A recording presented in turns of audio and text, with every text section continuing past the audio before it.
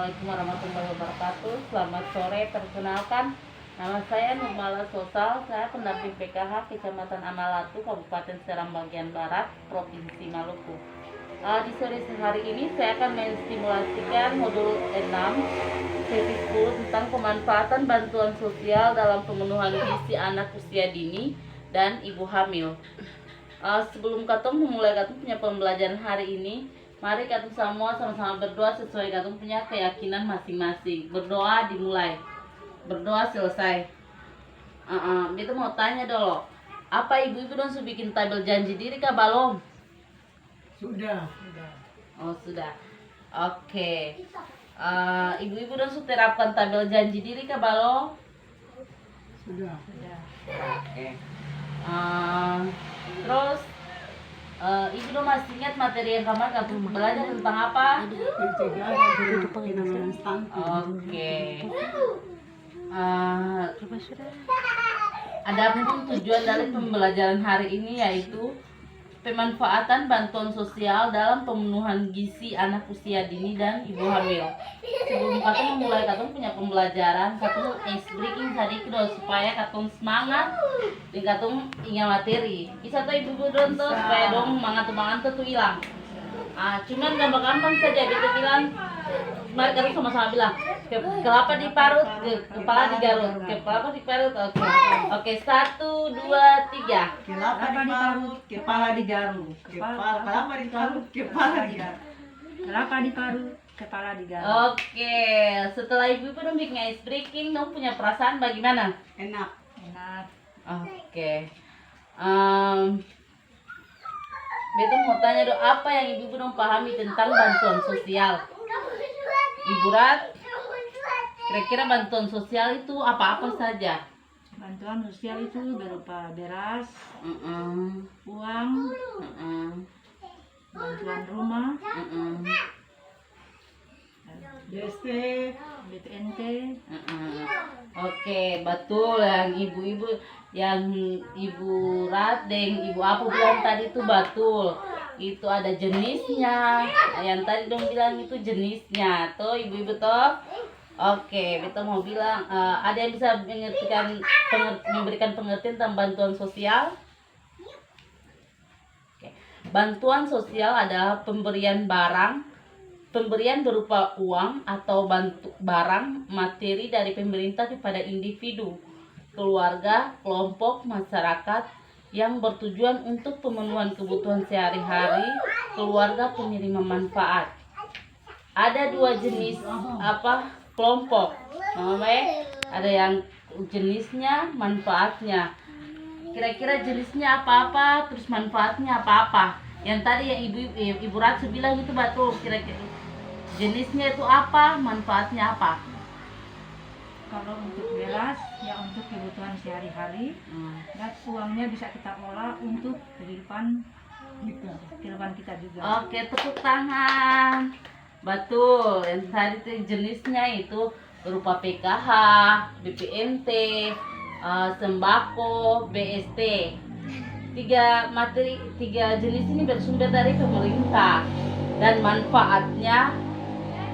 manfaatnya yaitu terpenuhnya kebutuhan dasar KPM, terpenuhnya kebutuhan dasar KPM yang berupa pangan, pendidikan, kesehatan sehingga anak menjadi sehat, cerdas dan tidak stunting. Agar makanannya dimakan ibu hamil dan balita memiliki kandungan gizi yang baik, maka ibu-ibu dong harus tahu kandungan gizi itu apa-apa saja. Karbohidrat, protein, vitamin, mineral. Oke, tepuk tangan. Hebat ibu-ibu sekarang paling hebat. Oke, kelompok gizi yang diperlukan oleh tubuh ibu hamil, bukan cuma ibu hamil, bagi semua ya. Itu terdiri dari lauk empat sehat 5 sempurna ini. Itu lauk pauk, protein, buah-buahan, vitamin, mineral, sayuran, karbohidrat. Karbohidrat ini supaya sebagai sumber tenaga. Yang punya fungsi sebagai sumber tenaga. Kalau lauk pauk, protein, membangun sel dan memperbaiki sel-sel yang rusak. Sayur buah itu akan masuk dalam vitamin dan mineral. Itu membantu proses kerja tubuh mencegah berbagai penyakit. Makanan yang dikonsumsi oleh anak dan ibu hamil harus memenuhi gizi seimbang seperti yang ada di isi piringku ini. Ya mama ibu-ibu ini makanan yang harus dikonsumsi katong punya anak dan katong ini memenuhi gizi seimbang ini yang terdiri dari ini. Jangan sampai ibu belum berpikir lauk pauk ini apa, protein itu mahal katong bisa balik. Padahal semua ini gampang-gampang saja ibu-ibu. Protein ini akan ada di ikan. Toh vitamin ini akan ada vitamin buah. Buah itu buah apa? Papaya juga kandungan vitamin C-nya besar. Sayuran bayam. Punya karbohidrat. Karbohidrat ini bukan cuma nasi, ibu-ibu, sagu juga termasuk karbohidrat. Sagu punya karbohidrat besar. Oke. Ada 10 pesan menu gizi seimbang. Yang pertama itu katong harus bersyukur. Kalau katong makan makanan tapi katong sering bersyukur sama saja. Terus banyak makan buah dan sayur. Biasakan mengkonsumsi lauk pauk yang mengandung protein tinggi. Biasakan mengkonsumsi aneka ragam makanan pokok. Batasi konsumsi pangan manis, asin, berlemak. Biasakan minum air putih yang cukup aman. Biasakan sarapan pagi. Lakukan aktivitas fisik yang cukup. Pertahankan berat badan ideal. Biasakan membaca label pada bahan makanan. Cuci tangan pakai sabun dan air bersih yang mengalir. Kadang cuci tangan yang pakai sabun ini gak lalai ibu-ibu. Betul gak Seng? Oke. Bagaimana ibu-ibu udah mengolah bahan makanan agar nilai gizinya tetap baik? Dengan cara apa? Ini caranya mudah saja ibu-ibu. Itu merebus, mengukus, memasak, memanggang ini bakar, toh, dan menumis agar nilai gizinya tetap utuh. Perhatikan kebersihan dan cara mencuci bahan pangan. Tidak ada pemberi atau penambahan penyedap rasa. Dan sampai ibu-ibu dong kasih bikin makanan para ibu dong punya bayi, dong suka kasih penyedap rasa. Padahal itu dilarang. Terus khusus untuk MPASI, perhatikan tekstur makanan agar dapat mudah dicerna oleh anak dan pengolahannya tidak menggunakan minyak. Anak memasuki usia 6 bulan perlu diberikan MPASI agar anak terpenuhi kebutuhan gizinya secara seimbang. Ibu hamil perlu mengkonsumsi makanan bergizi seimbang untuk memastikan jaminan janin yang dikandung lahir sehat, cerdas, dan tidak stunting.